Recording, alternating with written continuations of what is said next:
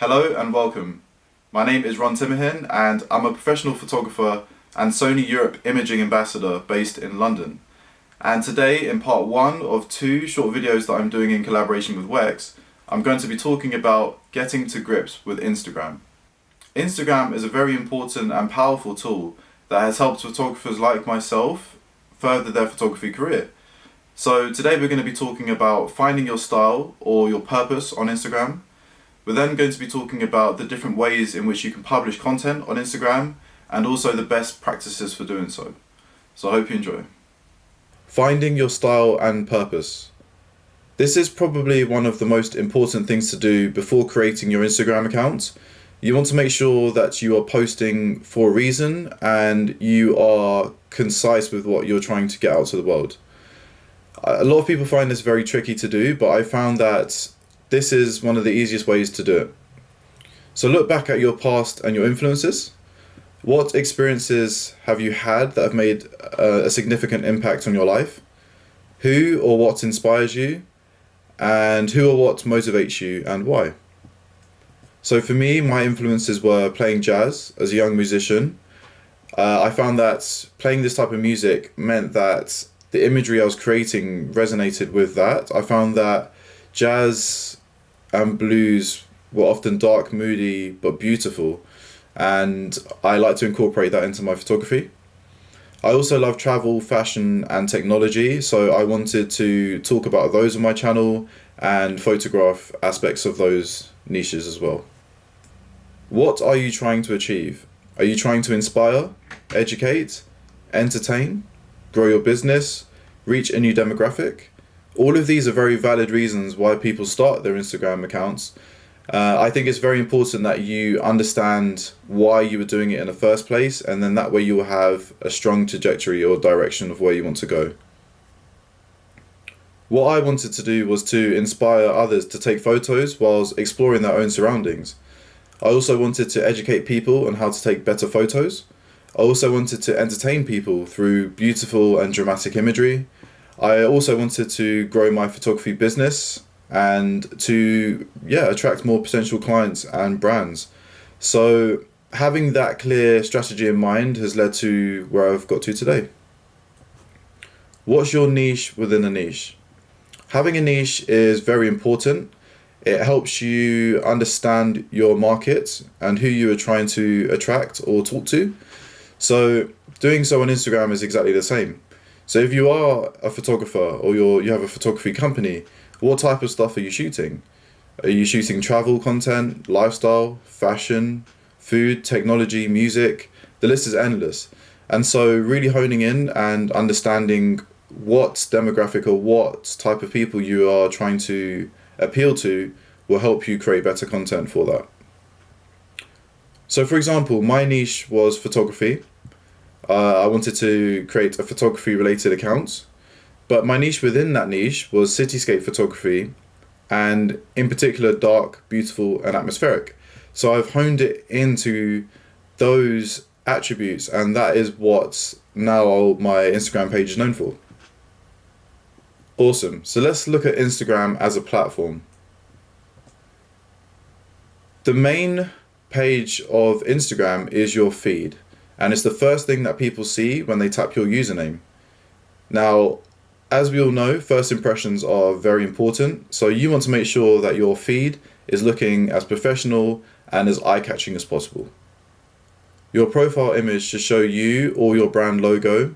You want to make sure that it's very clear and that it stands out so that it's easily recognizable when people are scrolling on the main page. It's important to make sure it is clear as to what you do on your Instagram feed bio, because as we all know, people's attention spans aren't very long, especially online. So having your status or what you do as clear as day at the top of your feed will just make that easily consumable for people. So for me, I'm a photographer, Sony Alpha Ambassador, Adobe Insider, etc., etc. As you can see, I have tagged my brand affiliates in my bio, and that just helps drive a bit more traffic to their page, and it also makes it seem a little bit more authentic. Adding a link to your website is a great way to drive traffic towards that site. It's very simple to do. All you need to do is click edit profile, and then type in your link. Now, when people come and see your Instagram page, they can literally get onto your website with one click. So yeah, definitely worth doing.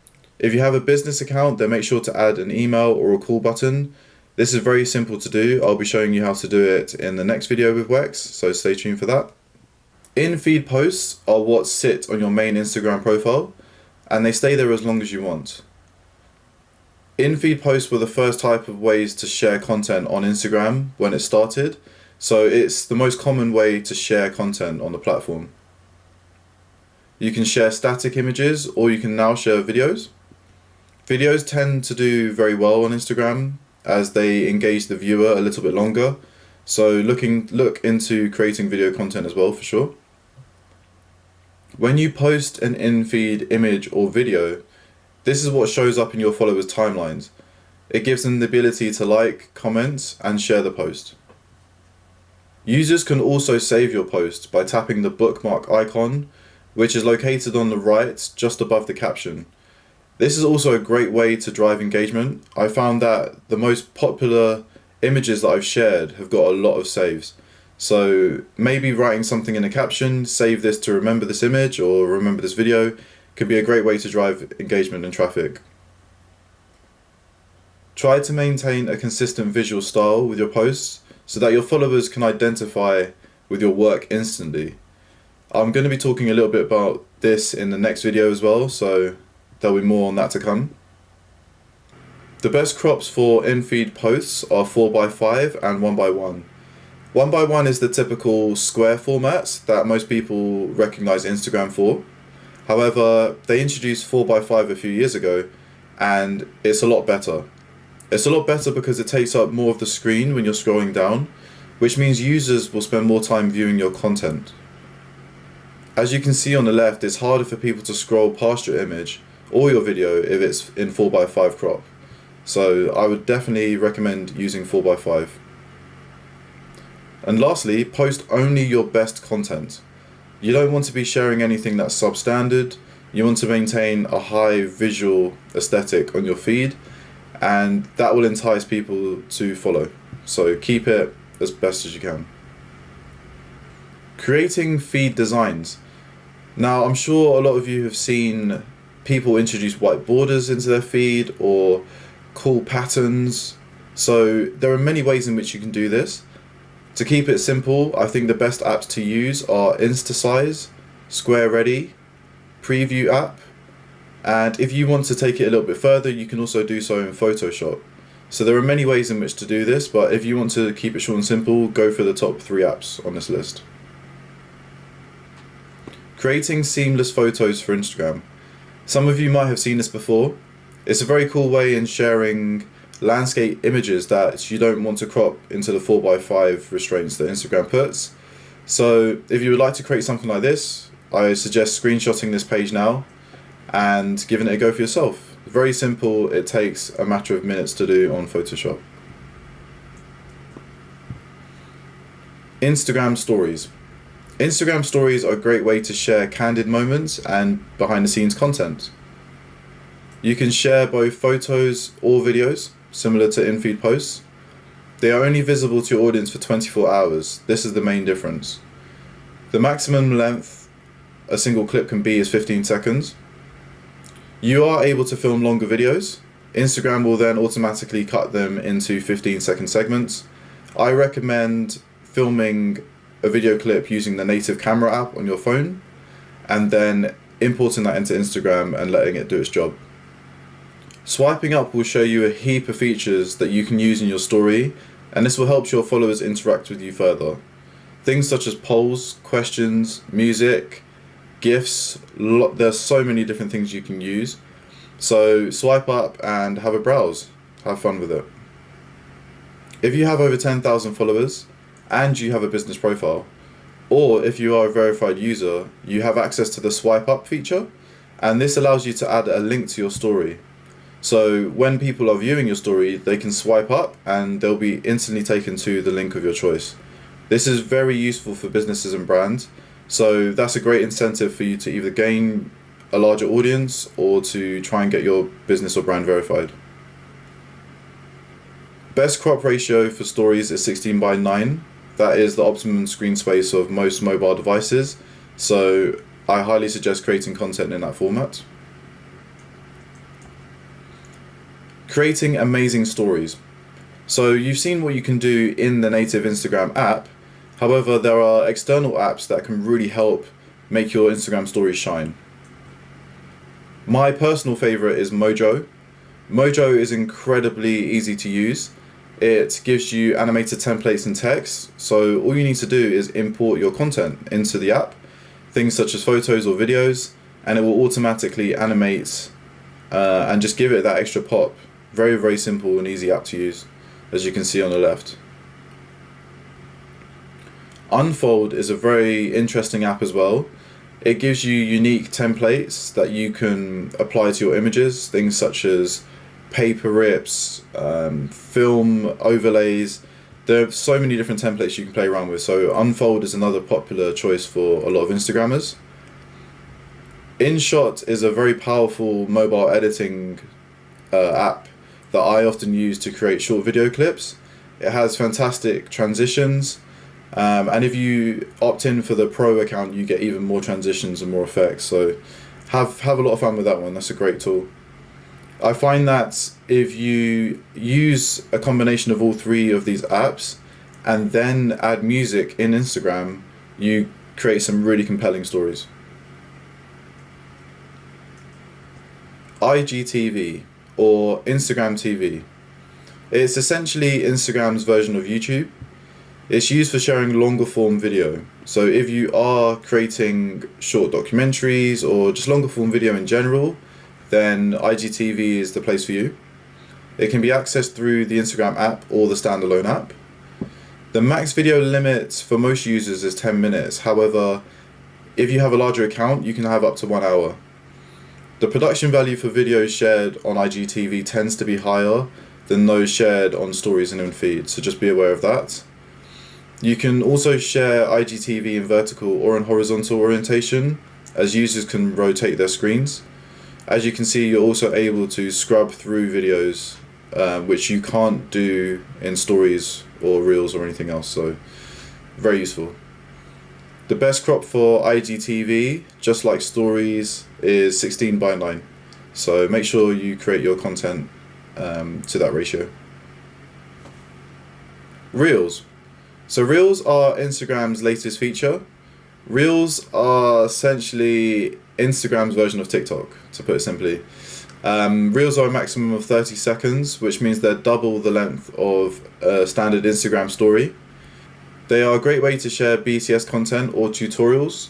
As you can see on the right, Demas does amazing tutorials, so I highly recommend you follow him as well. And they're often used to create viral content. So this is the kind of short, snappy, engaging content that you're used to seeing on TikTok, but now on Instagram. You can also add popular and trending music to your videos. I recommend doing so.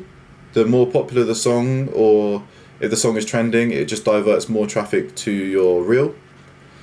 You can also add interesting AR effects and change the playback speed of your clip to help it match the music. So yeah, it's a very useful tool for creating short, compelling content. Instagram Live. Instagram Live is fun, it's scary, but it's amazing, and the achievement you feel after doing one is like no other. So I highly recommend going live. It's a great way to interact with your audience. The maximum time you can go live for is 1 hour, which I find is just the right time. You can also go live with another Instagram user. So if I wanted to go live with, say, Toby Shinobi, we could do so, and we could do an editing tutorial to all of our followers combined. So that's a very, very fun tool. You can also host fundraisers for non-profits. So as you are live streaming, you can set up a donation page where viewers can donate money towards a charity or an organization of your choice. You can also save your live stream when it's finished, and you can either save that as a video clip that will go into your camera roll, or you can share it to IGTV so that people can watch it back in the future. Sharing your content effectively. So one of the best ways to share content effectively for me is to hashtag properly. Hashtagging is something that people often find confusing or they don't know how to do properly. So hopefully this will help. The first thing is you need to hashtag effectively. Only 30 relevant hashtags can be used on an in-feed post. And what I mean by relevant, I mean they have to relate directly to your image. So there's no point in me tagging the image on the right with hashtag dog when there's no dog there, or hashtag landscape when it's not a landscape, because people aren't going to interact with it when they see the image on the hashtag. So make sure that the hashtags you are using are accurate. In terms of strategy, this is my hashtag strategy, and this is what I always do. So use 10 hashtags that have a high number of posts tagged to them. So if you click on hashtag, I guess, cityscape, and it has 10 million people that have posted to that hashtag, then you want 10 of those hashtags. You want 10 medium hashtags that have under 500,000 posts tagged to them. So it could be something like St. Paul's or one new change where this photo was taken. And then you can have another 10 hashtags which are really small, which have under 100,000 posts. And what that means is that when you have a mixture of all 3 tiered hashtags, your work tends to trend a little bit better. What I mean by this is if your photo does well in the pool of hashtags that have under 100,000 posts, then it will boost its popularity of the image. Doing so will boost its popularity in the pool of hashtags that have under 500,000 posts, and if it does very well in those pool of hashtags, then it will stand out in the hashtags that have the high number of posts, such as the million plus hashtags. So it's sort of a ripple effect. If it does well in the lower pools, it will start boosting in the higher pools of hashtags. Try putting your hashtags in the first comment of your post. That way it keeps your caption clean.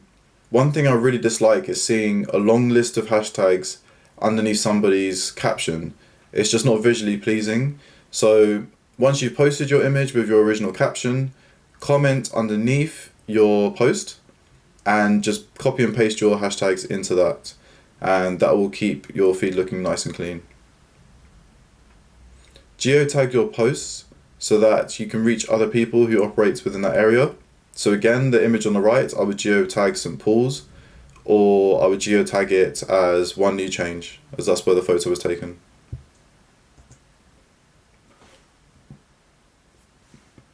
Induce higher engagement. There are many ways in which to do this. I'm going to dive into it a little bit deeper in the next video, but for starters, here are some things you should be doing. Questions and using call to actions are amazing ways to get people to comment on your content.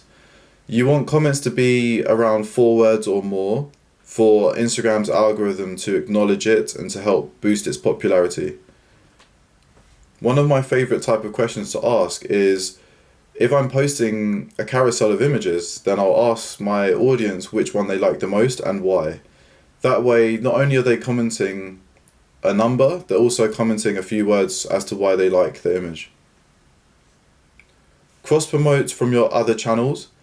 An app that I love to use is called IFTTT, which means if this then that. And it's a very simple and quick way to publish content to multiple different places at once. For example, if I post on Instagram, then I want it to be posted on Facebook as well. And it's simple code that will help do that. For video, try putting the hook at the start of the video to keep people watching, and then you can refer into the actual start of your video content. It's a common strategy that YouTubers use as well. So yeah, give that a go. Reply to your comments as soon as possible. This is actually a very important tip.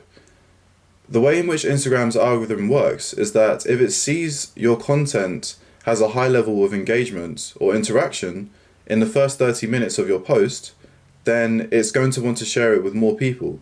So that's why it's very important to have those conversations and start that dialogue with your audience as soon as possible. Comment on other people's posts as much as possible. There are a number of reasons for doing this. One, you create a meaningful and lovely relationship between you and the person that you're following. Secondly, Instagram will start to recognize that you and this other person have something in common. And so it will start to show your work to them a lot more and also show their work to you a lot more. Another benefit is that other people who are interacting with the person's content that you're commenting on may see your comment and in turn visit your page. So yeah, a number of reasons for interacting. It's a social media platform, and so you should try and be as social as possible. Ask Me Anythings are an amazing way for your audience to get to know you a little bit better. You can do these on stories, or you can even do them on in-feed Instagram posts. To do them on stories, it's very simple. All you need to do is swipe up as you are uploading your content, and you'll see the list of different tools you can use. Select the questions tool and just put that on your video clip or your image, and then all people have to do is type and ask a question. Their questions will be sent to you via a DM, and you can reply and reshare your answer with all the other people who are watching. A big thank you to Wex for giving me the time and the space to talk to you all today. I hope you found this video useful and picked up some tips and tricks.